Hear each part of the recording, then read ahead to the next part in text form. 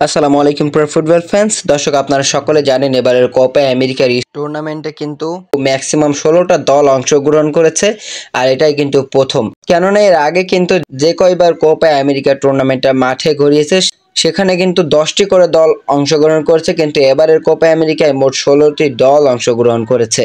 আর এই 16টি দলের market value অনুযায়ী ট্রান্সফার মার্কেট একটা প্রতিবেদন প্রকাশ করেছে। সেখানে দেখা যাচ্ছে কোপা আমেরিকাতে যে সমস্ত দলগুলো আছে সে সমস্ত দলের ফুটবলারদের মার্কেট ভ্যালু অনুযায়ী বর্তমানে সবচেয়ে দামি 3টি দলের নাম তারা প্রকাশ করেছে, যেখানে সবার শীর্ষে রয়েছে ব্রাজিলের যে সমস্ত 26 জনের যে স্কোয়াডটা রয়েছে সেই স্কোয়াডটার মার্কেট ভ্যালু হচ্ছে 1.18 বিলিয়ন ইউরো, অর্থাৎ 1.18 বিলিয়ন ইউরো এই স্কোয়াডটার দাম। অপরদিকে আর্জেন্টিনা বিশ্ব চ্যাম্পিয়ন, তাদের স্কোয়াডটার মার্কেট ভ্যালু হয়ে রয়েছে 866 মিলিয়ন ইউরো, অর্থাৎ তারা কিন্তু 1 বিলিয়নেও পৌঁছাতে পারেনি। এবং উরুগুয়ে তাদের মার্কেট ভ্যালু হচ্ছে 271 মিলিয়ন ইউরো।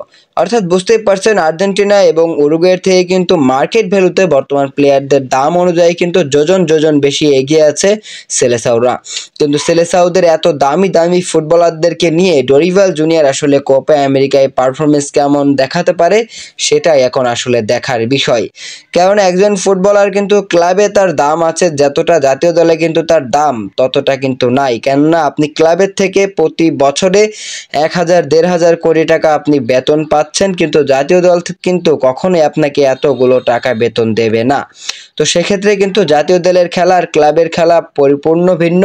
তবে এটা কোচের এবং প্লেয়ারদের আন্ডারস্ট্যান্ডিং এর উপর ডিপেন্ড করেই কিন্তু জাতীয় দলের পারফরমেন্স করে ফুটবলাররা। যেখানে ক্লাবে তারা সারা বছর থাকে, মাঝখানে 2-1 মাসের বিরতি নিয়ে তারা কিন্তু জাতীয় দলে খেলতে আসে।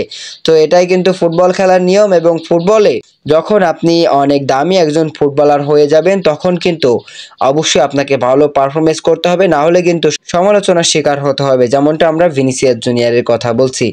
এবারের কোপা আমেরিকা যে 16টি দলে যে সমস্ত প্লেয়ারগুলো রয়েছে সে সমস্ত প্লেয়ারদের মধ্যে সবচেয়ে দামি ফুটবলার হচ্ছে ভিনিসিয়াস জুনিয়র। কিন্তু ভিনিসিয়াস জুনিয়রের সাম্প্রতিক ব্রাজিল জার্সিতে পারফরমেন্স খুবই বাজে, তাই তো তাকে নিয়ে সমালোচনা হবেই।